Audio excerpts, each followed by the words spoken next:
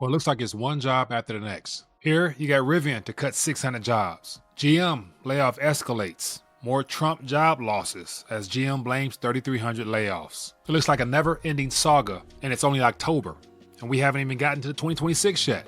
And so definitely, there's going to be lots of changes coming, and this is just more of a reminder that the Great Reset is still underway, despite what you might want to believe or the rhetoric that comes from mainstream media. Let's talk about this.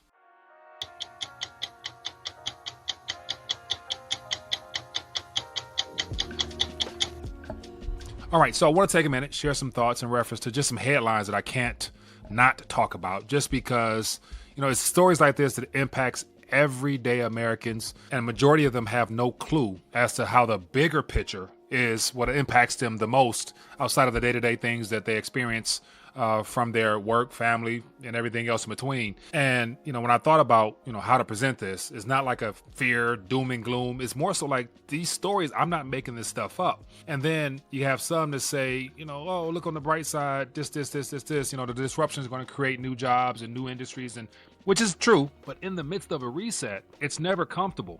And the majority of people, 99.99% of people, have no clue as to what is going on in reality, why it's happening, and or what to do about it. And so, of course, if you're tuned in here, you know the importance of thinking outside the box, diversifying, having many irons in the fire so that you're not just solely dependent upon one of anything other than, of course, Christ.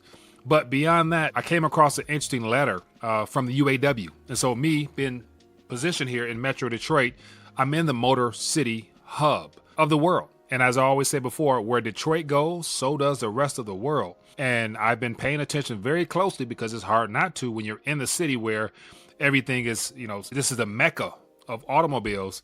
And when you're seeing article after article of deliberate, downgrading of the car manufacturing sector, you just can't help but notice these things and want to talk about them and also offer any type of additional information to those who might be impacted. If you're in the automotive space, and of course, a lot of the community members here are from Detroit, and so you're definitely hearing the sound of my voice.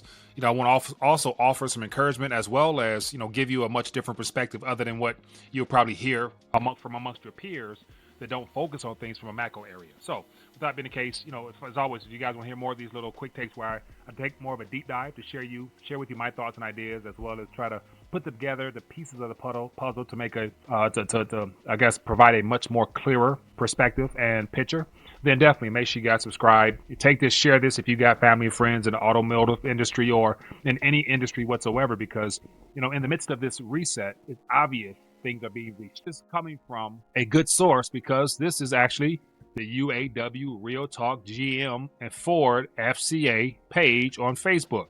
So as you can see, there's 31,000 followers on this particular page here. And the reason this whole video came about, scrolling through the internet, and I saw a letter by the UAW, the union. I've done videos in the past. I'm not going to talk about it, but the whole idea from unions being created over 100 years ago to help the labor force, which it served a purpose, to now it having been hijacked to be more of a tax on the people. And so was it 2 years ago now? We went through the whole UAW strike. Everybody was demanding more. And of course, everybody got more, but to no avail, because shortly thereafter, under a new administration and all these factors, a lot of people don't have jobs now. And based upon this letter I'm about to share with you, we ain't seen nothing yet. And so here we go.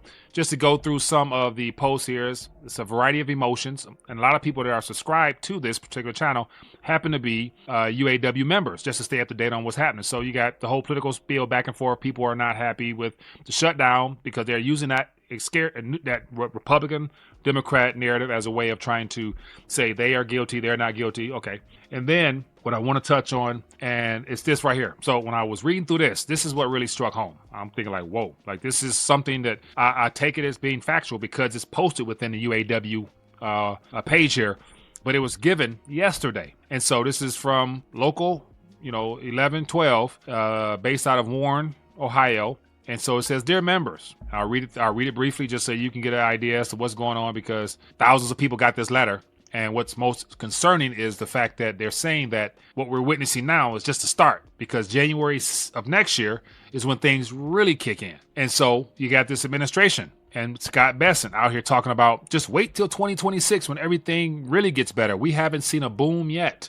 Just wait till 2026. So as I mentioned, the narrative as always is a part of the propaganda to get you to dismiss today and looking forward to a brighter future tomorrow. And that's what they sell you on. But yeah, okay. Okay, real quick here. It says here, dear members, it is my heavy heart that we must share some unfortunate news regarding our company's current situation. As announced today, due to lack of orders for sales from our customers, we will be implementing layoffs starting January 5th. A total of 850 members will be placed on temporary layoff, and we are currently awaiting a recall date for those affected. Additionally, 444 members will be on indefinite layoff with no defined callback date at this time. We understand how difficult this news is for everyone, and we are committed to gathering as much information as we are possible to support during the challenging period. We have reached out to UAW International for additional support and benefit information, and we will keep you updated as we receive more details. Once we have all the necessary information, we will coordinate meetings at the union hall and distribute letters, keeping everyone informed. It says, we recognize that this is a challenging time, especially for many of our members here at Ultium. It is crucial that we remain positive and have faith that we will receive more orders in the future or new products that will help sustain our careers. And so this entire union and industry, automotive, is subject to, as it says here, more orders in the future or new products that would help sustain our careers. And that right there, to me, is something that I wanted to talk about, because new orders and new customers, where are the customers coming from? Joe and Jane are being more conscientious of their finances. Most people are going to have to really consider, consider, do I need a new vehicle right now? I'll let you answer that. Everybody's situation is different. Some people are booming right now. The majority may not be the same.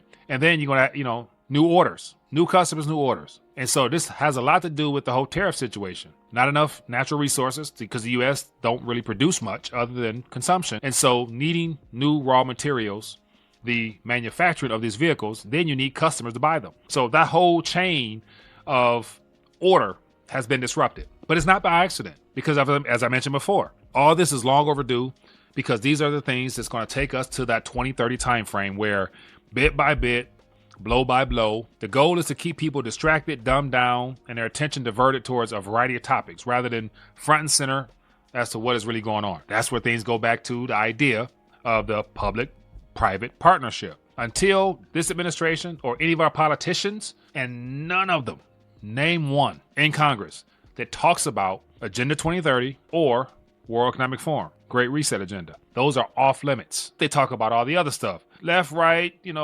Schumer lockdown, Trump this, then, President Xi and our meeting went great, all that stuff, but they'll never touch on the core basis of what this is really about. And so once again, this is just some headlines surfacing today with that letter talking about what's to come. This is a particular factory, but it's good to say more people are getting those letters from a variety of factors, and it's going to be very interesting as all this unwinds.